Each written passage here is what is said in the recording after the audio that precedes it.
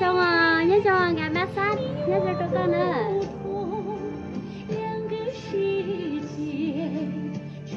Toàn mẫu đẹp nhé mọi người, toàn mẫu đẹp nha.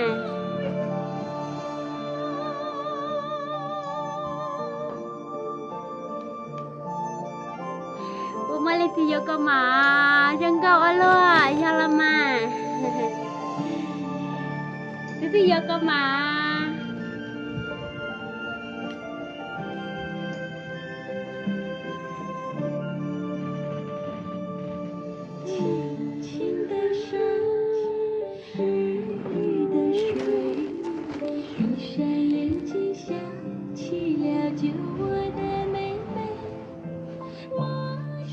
Lúc từ từ chẳng có sữa à, lúc từ từ chẳng có nè.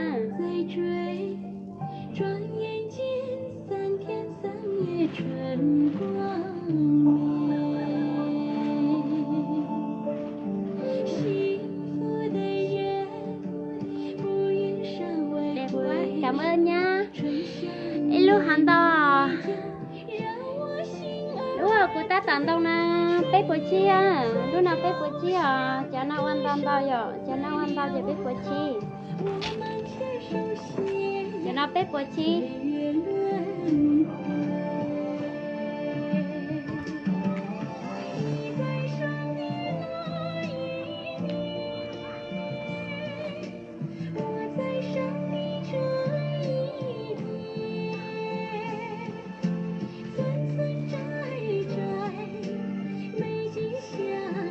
Bao nhiêu ạ? Cái này 350 nha em ơi. Cái loại mà làm nhiều như này là 350 nhá. 350 là rẻ rồi đó nhá. Làm rất là mất chi phí ạ.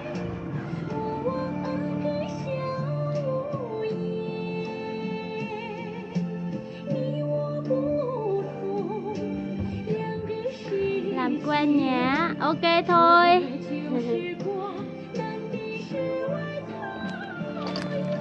Cái loại này 300 nhá. Loại này 300. À đâu? Cái này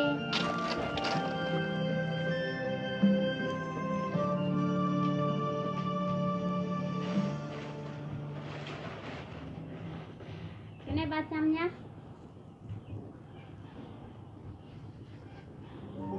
Đổi rất là sướng nha mọi người ơi, rất là mềm nha, rất mềm nhá. Xốp rất là mềm, rất là dễ đội nha. Lớp thừa nè lao. Dì ơi đẹp quá, cảm ơn nha. Cảm ơn Khánh Duy. Bông mai thư nhỉ. Lớp thứ tí chẳng có, lớp thứ tí chẳng có nè.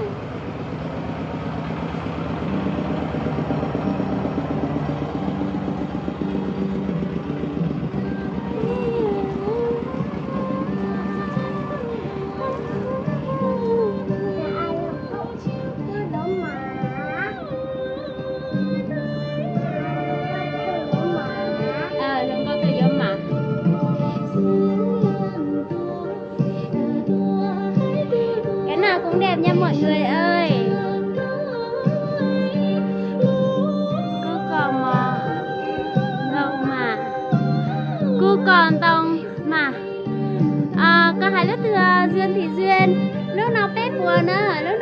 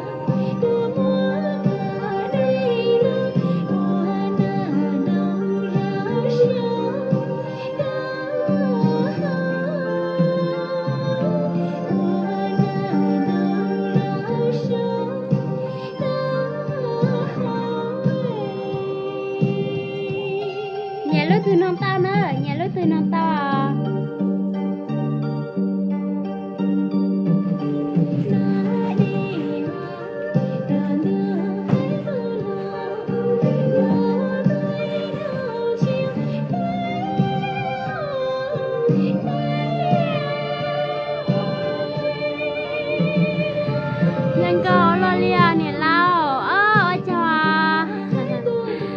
áo bên kia bao nhiêu ạ? Áo nào em ơi, nhiều áo nhá, nhiều áo nha. Nhân cơ hành lia tu nè lụa cho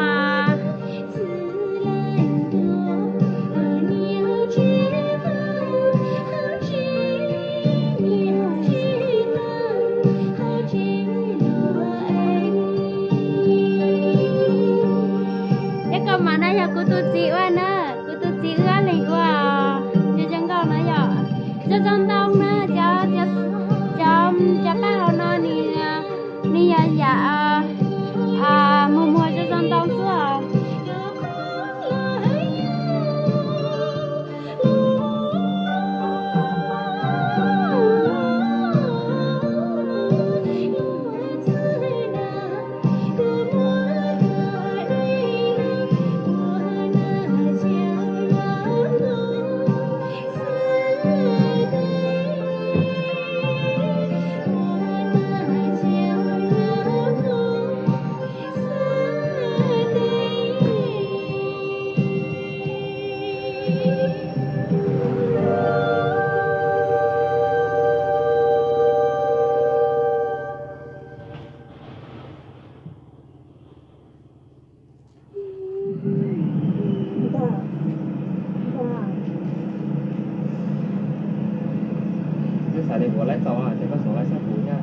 Em cũng muốn mua một cái.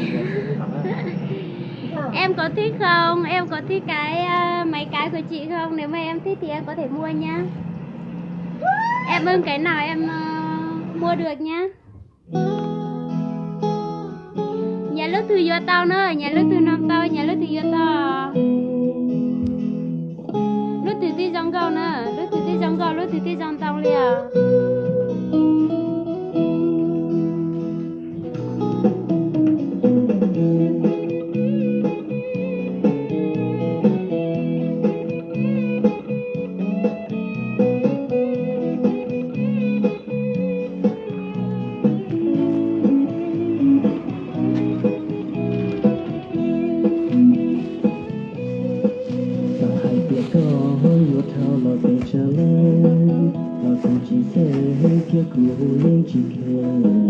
Chúa con tao có lâu phụ tu sư tiền cũng như ok tao xia tao có lời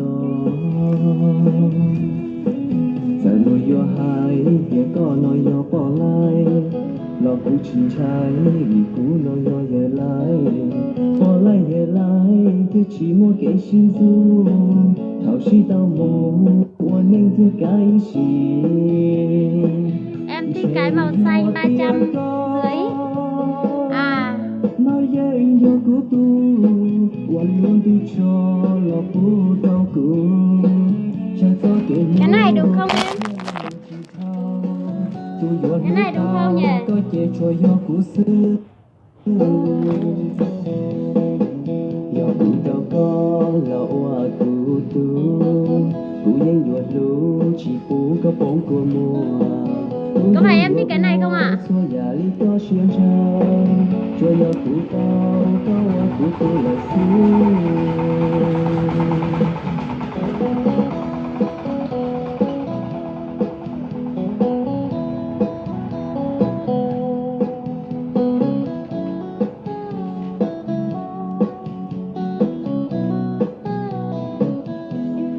Các bạn mua một cái mũ như này, các bạn nên mua một đôi hoa tai như này đeo nhá, rất là đẹp. Nói với anh là của tôi Quả luôn cho là phụ đau cùng Chẳng sao kể lũ có thiên một chỉ thao Tôi dọa lũ tao có kể chùa do cụ sư Do cụ tao có là oa cụ tu Cụ nhanh ruột lũ chỉ phụ có bóng của mùa Cụ yên vô oa xua nhà đi có xiên chân Chưa do cụ tao có oa cụ tu lại xưa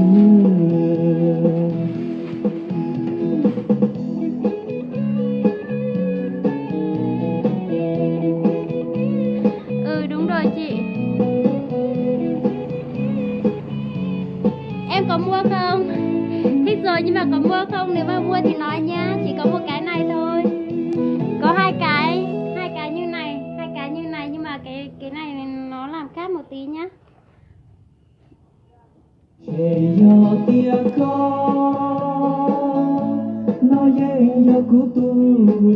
Em lấy thì em nói là lấy để chị để lại cho em nhá.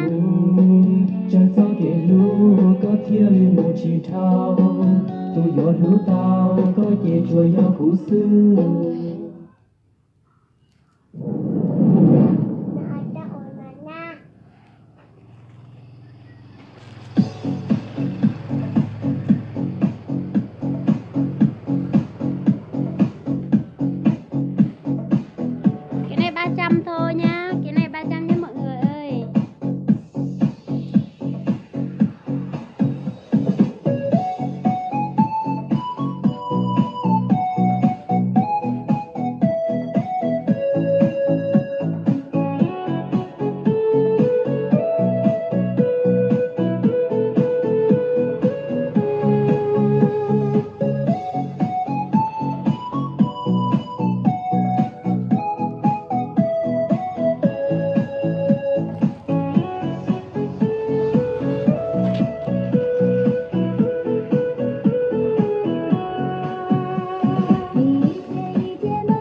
Em thích cái chị đang cầm. Em thích cái nào vậy? Cái này à?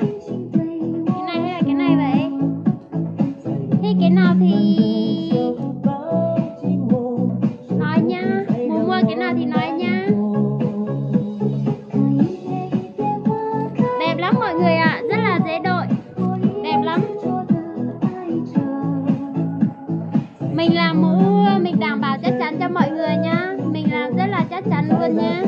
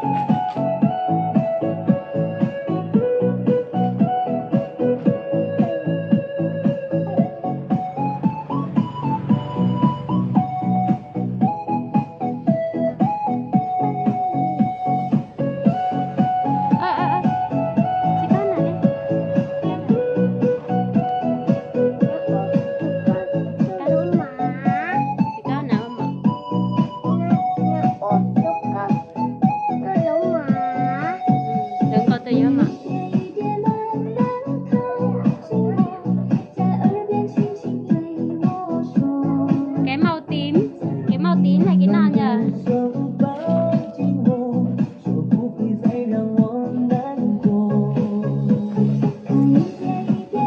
Cái này à em đúng không? Cái này màu tím có phải cái này không nhờ?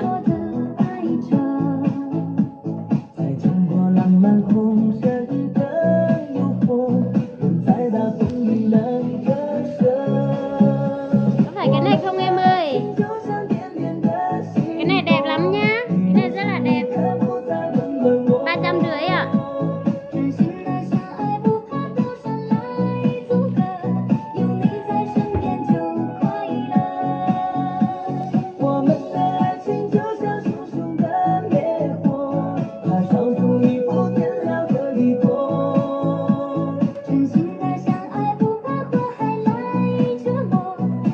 Hai cái này vậy em.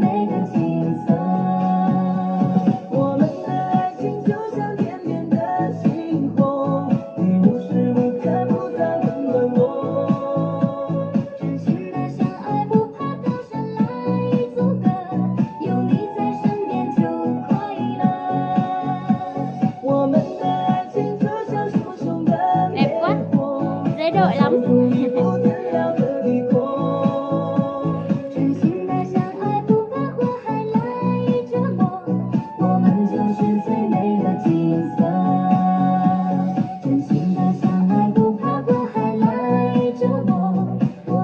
xin say lệ đã gì.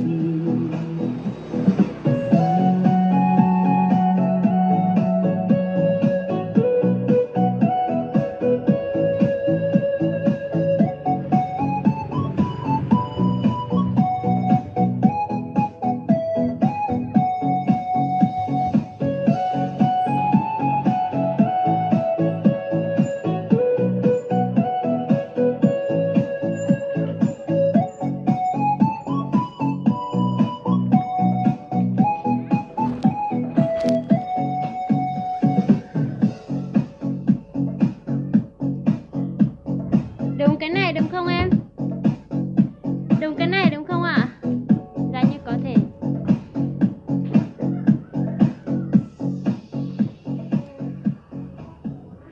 Những người mà đã từng mua hàng của mình rồi á, là khách cũ bên mình á, nếu mà đặt hàng tiếp thì mình có quà nhá.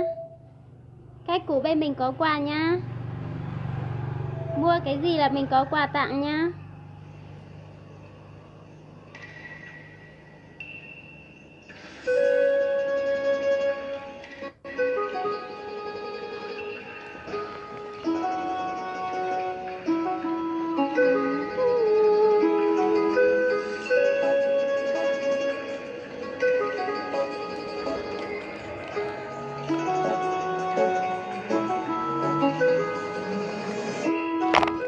Màn sương buông hòa vào ánh nắng, gió lạnh mây trắng bay.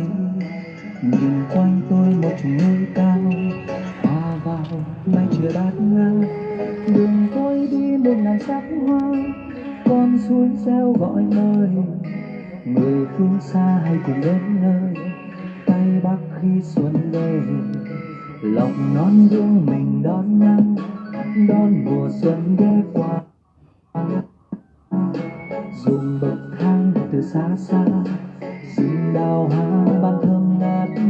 Ở nơi đây họ đón xuân, đơn giản nhưng yên bình. Ai cũng sẽ nơi một lần đến nơi, tây bắc khi xuân về. Bố mà lên thì nhỉ, bố mà lên thì nhỉ. Nâng chén ta chúc mừng, cầu một năm bình an, ấm no cho làng làng. Xuân về trên rừng núi, mong suốt năm được mùa. Chỉ có thể làm một cái như thế, Hạnh phúc suốt để hết hạt màu đỏ. Hết hạt màu đỏ cho em được không? Em lấy màu đỏ. Em thích mũ màu đỏ đúng không? Em có cơ đi à, nè là ơ chào à.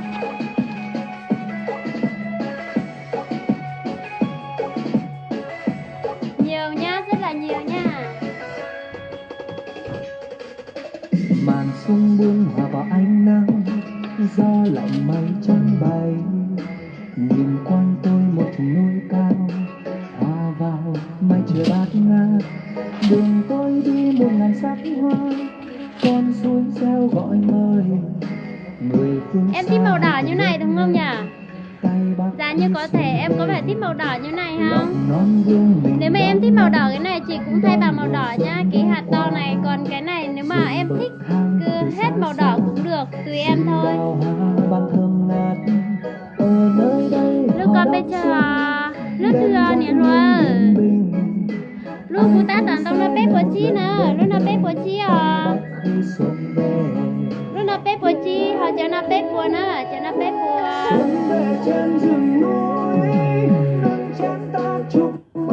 Mua giá ốc của gì, ốc của chua nó vậy. Xuân về trên rừng núi, mong suốt năm được mùa, để làng ta được ấm no. Cho nó ốc của gì nữa? Nó ốc của gì à? Nâng chén ta chúc mừng, cầu một năm bình an, ấm no cho bản làng. Xuân về trên rừng núi, mong suốt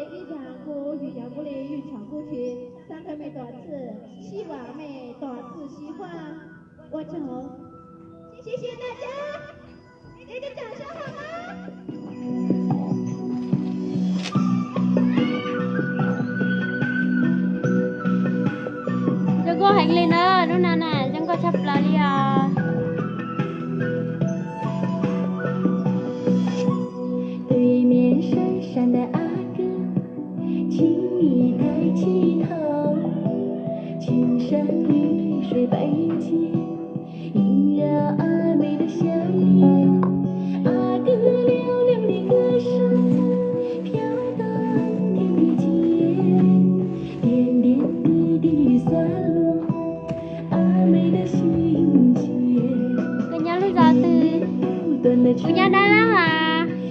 Nhà Đà Lạt nữa. 今天和你相遇，幸福洋溢着甜蜜。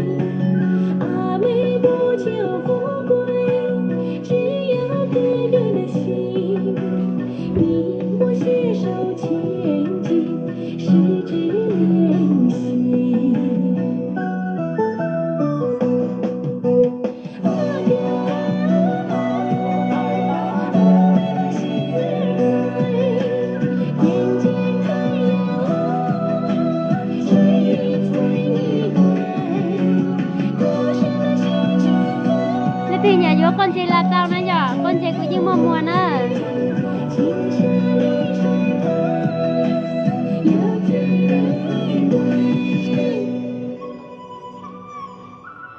Con chị cỡ trên chợ chia. In cỡ con chị trên chợ chia. Nó cỡ trong cô hay ngò nè lao. Giờ mà đúng là trong cô hay ngò, đúng là trong cô coi đi nó. Đi tìm nhà nó vô tao à.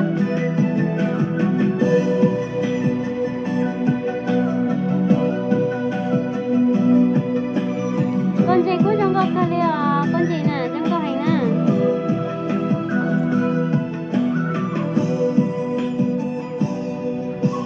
对面闪闪的阿哥，请你抬起头，青山绿水白云间，萦绕阿妹的笑颜。阿哥嘹亮的歌声，飘 Cô nhớ lúc rồi, nhớ về ca rô bông à. Nhớ tí tỏ cái bốn chào nữa. Chứ giờ này lấy từ nhớ gì nào lấy bao à. Thật ra nè. Đừng có hành gì à. Lấy từ sao giờ lúc chào nó là gì mùa nữa. Lúc chào nó một blog quật xia là xưa à. Chào nó blog quật xia xưa à. Thế lấy từ nhà nữa. Mua không được tao tao à. 阿妹不求富贵，只要哥哥的心。你我携手前进，十指连心。阿哥阿心儿爱， Có mua lên thì nhẹ dù à. 春雨催你回，歌声的心之风，有情春又回，青山绿水旁，有情人归。阿哥阿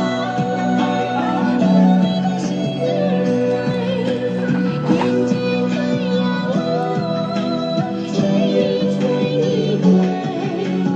歌声的心之风，有情春又回，青山绿水旁，有情人归。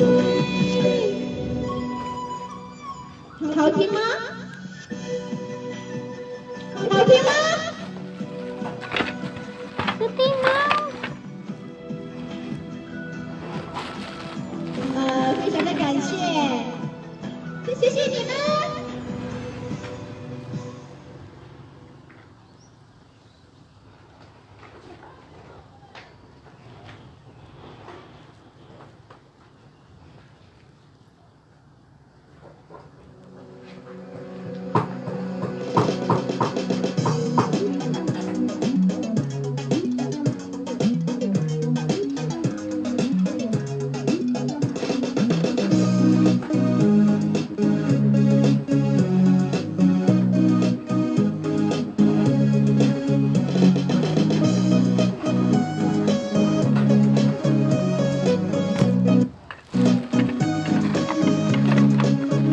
lần mùa hóng có tư chỉ lúa cô thao vật du thao thao Ta chào lúc chua nè nữa. Lúc chua nè vậy, lúc chua chỉ tao cho hay.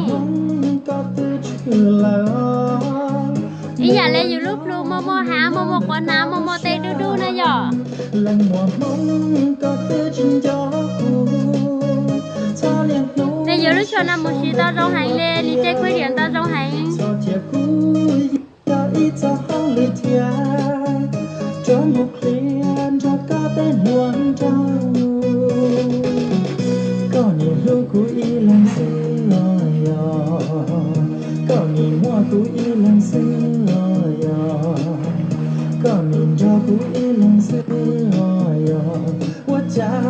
điện tôi cho sắp lại lên nữa.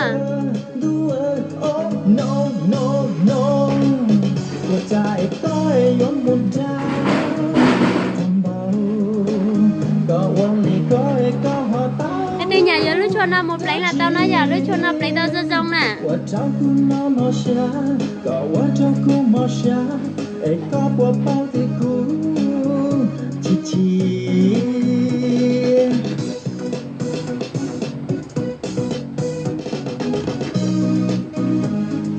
Để quyết định tao cho sắp lại đi.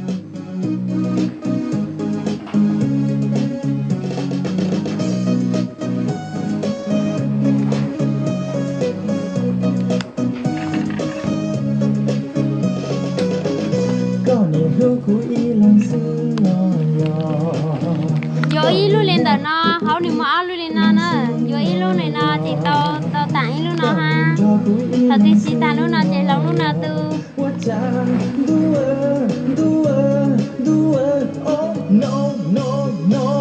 Chị đổi hết tất cả cho em xem. Rồi ok nha em.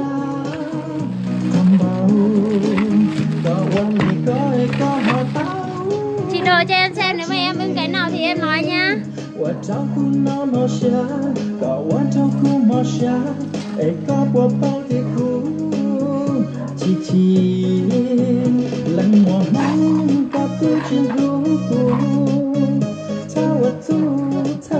Cái này là cái trái tim xanh nhá, trái tim xanh nhá. Trái tim xanh 350k nhá.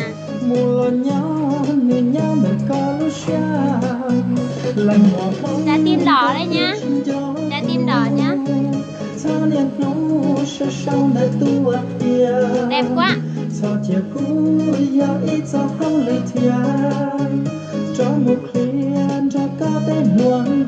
Rồi, chị đang phát trực tiếp một tí, chị qua cho em xem nhá. Đây, nhiều mà.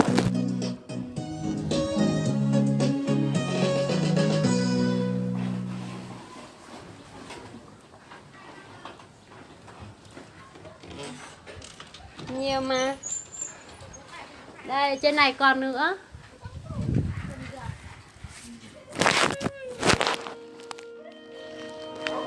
Cái này trái tim đỏ nhá. Em ưng cái nào thì em nói nhá.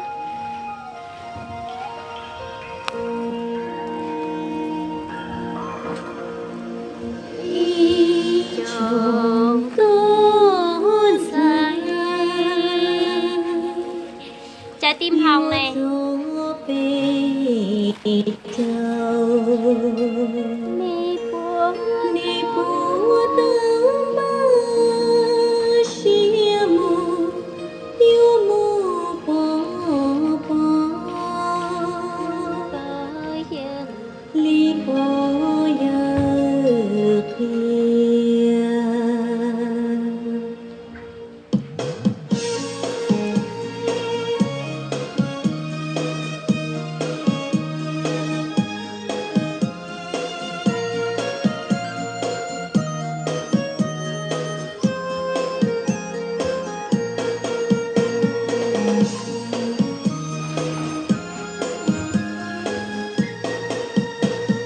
Ý dòng buồn gì dòng chia tựa gió vua na trong cho lý bao giờ thiên để vua mu thia tao bé nhẹ ta cha bé chào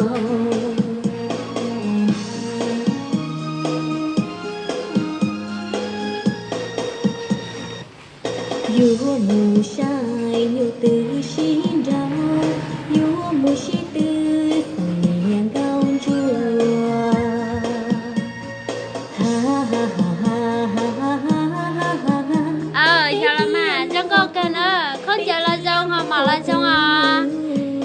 từ nhau tin tờ nó chế đấy tôi sai tao tờ của chế nó giờ đây là từ nhau tin tờ nó chế tôi sai tao tờ của chế nó của chế nhau luôn lúc sai cứ đời ram nhau tin tờ lúc kia bố cha mà vua sâu lên gió mây nóng về bờ từ múa cho lò khử cho mèo đàn chia thầu ta lên sang chia thế ly tao cho mù tây mù kia to cha bé cháu có tao gông nhà phía tao nào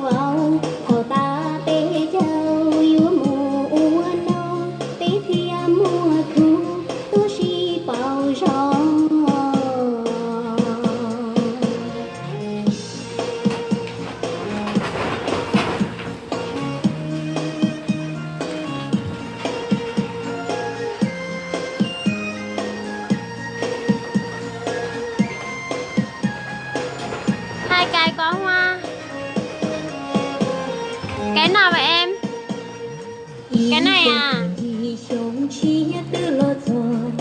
Có phải cái này không á?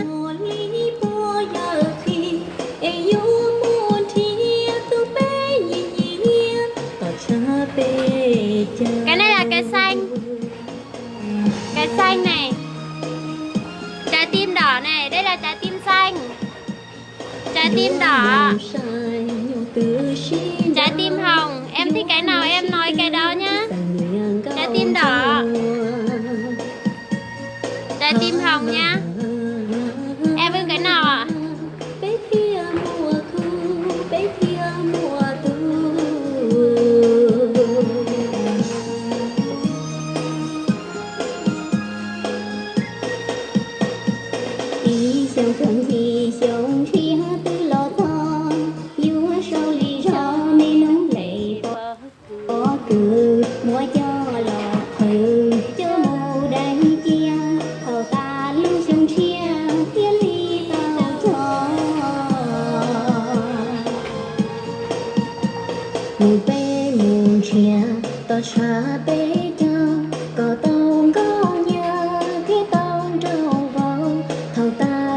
Mũ nhiều giá nha em ơi.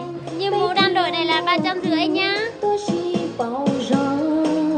Còn những mũ như này là 300 nhá, 300k nhá.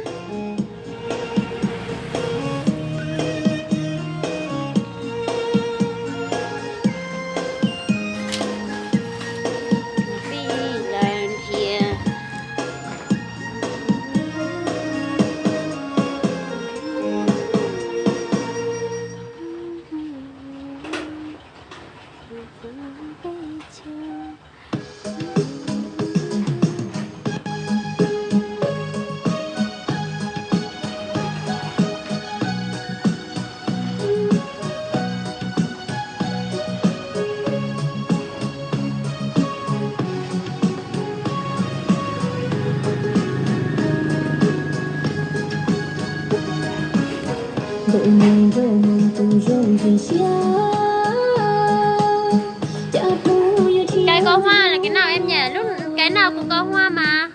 Cái lúc chị cái đấy chị cái này à em? Có phải cái này không nhỉ? Phải thì em nói là phải nhá. Tại vì nhiều cái có hoa nên là chị cũng không biết nói em nói cái nào.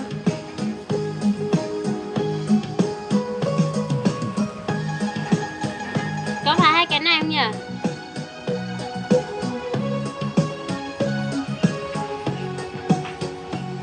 Cái này gọi là cái hoa lá đi. Hoa lá màu tím đi. Hoa lá màu tím. Còn cái này là hoa lá màu xanh đi cho biết nhỉ.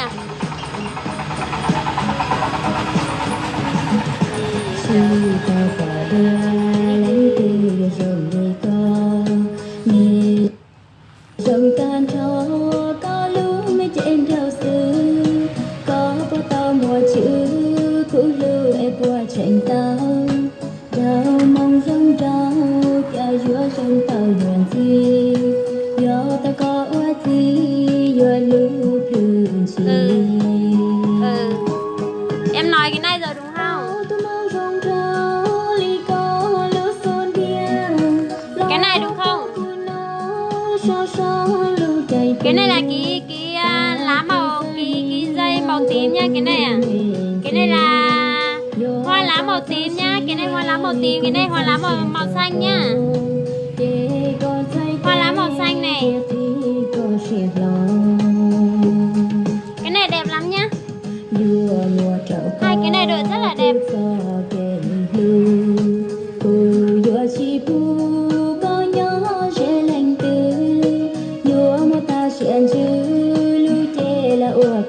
Nếu mà em thích màu đỏ thì em ưng màu đỏ thì em lấy cái này màu đỏ này, cái này có hạt màu đỏ đây.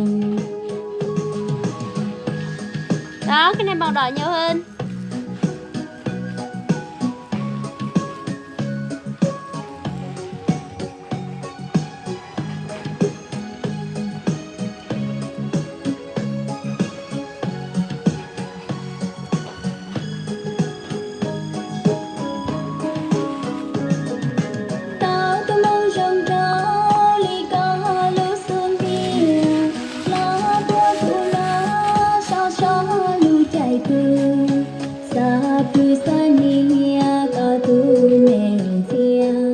con chơi món đôi giá nó giờ con chơi món đôi giá nữa con chơi món đôi giá sẽ mấy thì nhẹ vô nó vô cho một cho thôi dùng tông lúc hấp của nó nè chạy dùng mua ấy lúc con chơi đi nó cho đi phỉ đua nó giờ vô cho con cháu con chơi nó đi phỉ đua đẹp quá cảm ơn em nha cảm ơn mơ hàng nha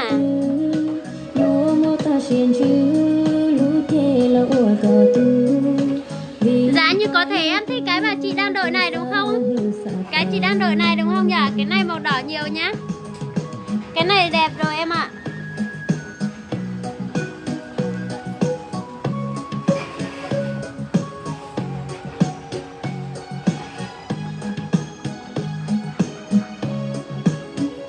Sắm một bộ để đi chơi đi mọi người ơi. Sắm một bộ khi nào mình đi đi ra ngoài đi lễ hội hay đi đám cưới đám hỏi gì đó đều mặc được hết nhá. Sắm một bộ đi. Có cả váy áo, cả mũ rồi hoa tai có đủ bộ cho mọi người nhá.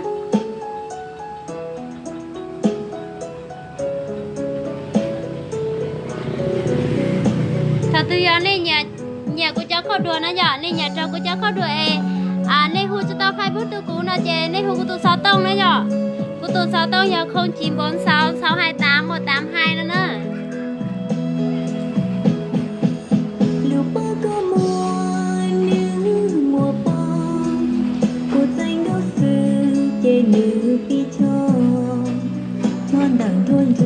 Em có lấy không? Giá như có thể em có lấy không? Nếu mà anh lấy thì chị để lại cho em nhá. Và chị có quà tặng cho em nhá.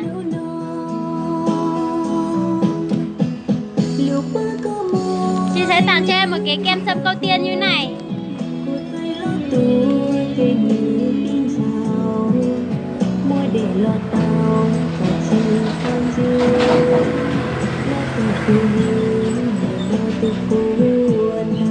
Em lấy thì em nói là lấy để chị để lại cho em nhá.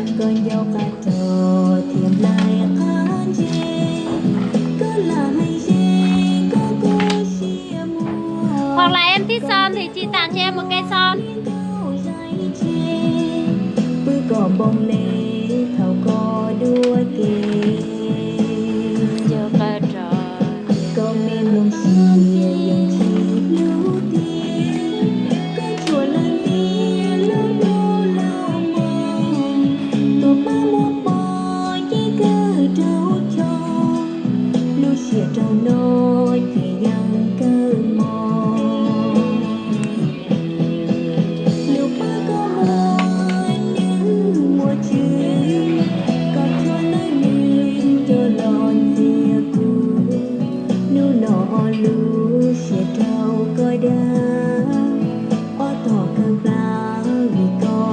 Cho nó giờ bé buồn nó nhỏ cho nó bé buồn xe ấy luôn à nó từ cái giống con nữa tại con nào ăn lò nó nhỏ ăn lò cho giống con nữa.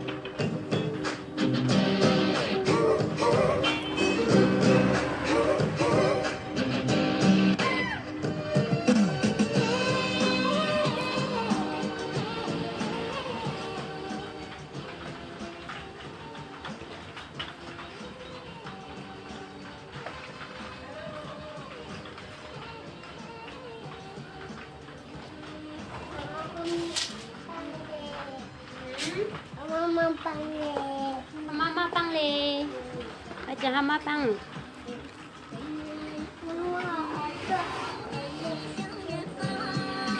Lấy từ sáng giờ chua, cứ gì mua chua đó giờ, cứ gì mua chua nữa, lấy từ sáng giờ chua lúc nào kem tâm ở bụng nữa giờ.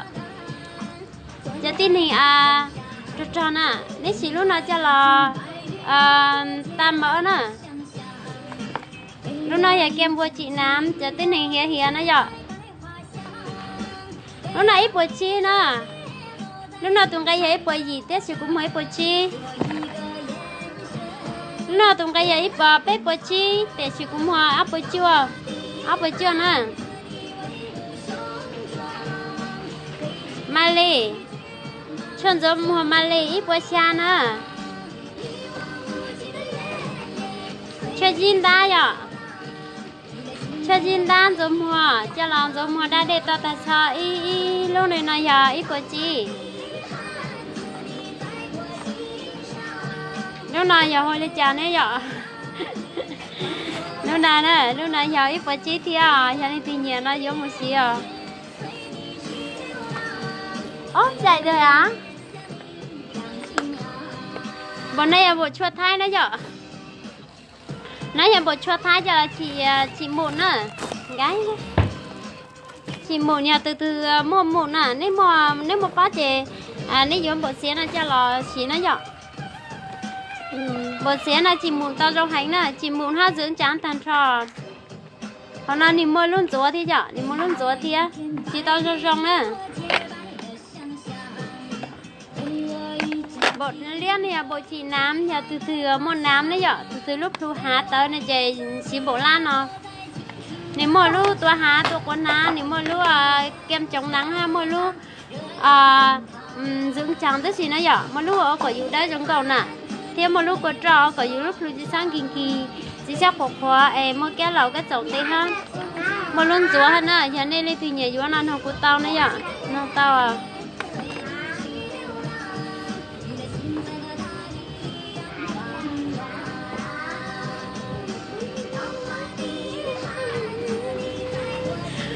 từ plá hoa lê chạy vô cho nó cho một xí nữa cho tin hiện plá hoa lê nữa vậy lo lê cho chúng mình nhớ ta là chỉ giờ ít sử dụng lo lê nên thì cho tới giờ chua cho là chỉ có dùng cho lo chỉ lên là chị nên giờ bộ lên nó cho một xí bộ này ít bộ bé nó giờ ít bộ bé giờ nên chỉ thấy bộ lên nó nên cho lo chỉ lên là tiền nó giờ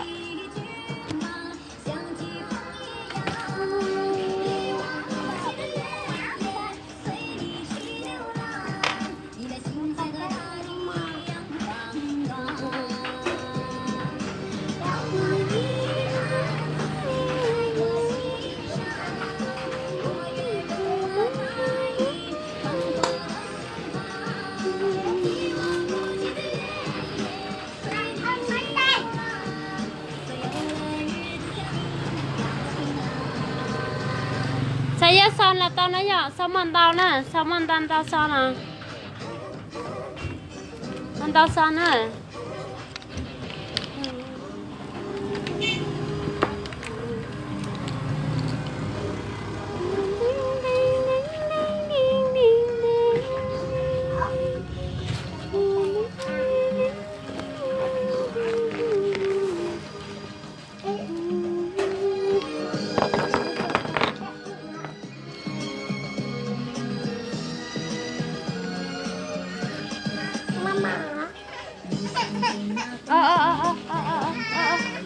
tao tán thường sai bây giờ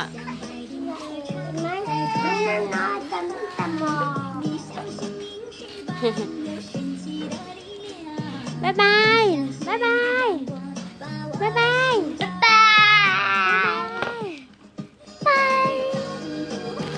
đi nọ nhớ trong trốn này xài đời nó cứ gì mua xây dựng mua tía mua cho mua mỏ mua xây dựng tao đấy nhở mua chua lấy hía chua lấy quán ná lấy cỏ rong đấy nhở chua khóc lá hoa cỏ chít sót lê mua chua lấy rong gạo mua xì mua phấn son mua tao già nó giờ tiền đây lấy từ nhà vô cú cho không là nhà vô giờ từ chạy xong tới tôi cho cú gì mua pin gì xưa nó nhở mua pin gì xưa cú nhớ lúc rồi Caravan đó giờ 400 Caravan Đắk Lắk tôi số điện thoại giờ 0946 628 182 chỉ này là nó sư nhớ trong này nó giờ sẽ vô đó chị của tôi ra phụ